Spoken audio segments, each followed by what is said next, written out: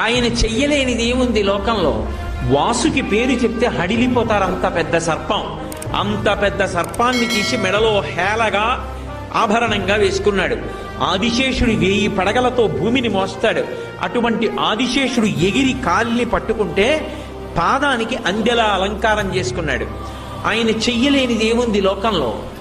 హాలాహలాన్ని చూసి అందరూ భయపడిపోతుంటే ఆయన దగ్గరికి వెళ్ళి బ్రతిమాలేరు.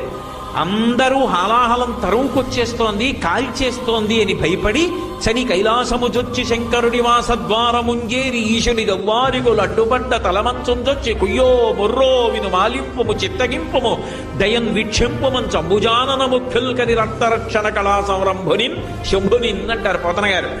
వెళ్ళి కైలాసానికి శంకరా నువ్వు తప్ప మమ్మల్ని ఎవరు కాపాడతారు, స్వామి రక్షించన్నారు. అనేటప్పటికి బయటికి వచ్చి హాలాహలాన్ని దేవతల కోసం పుచ్చుకున్నాడు.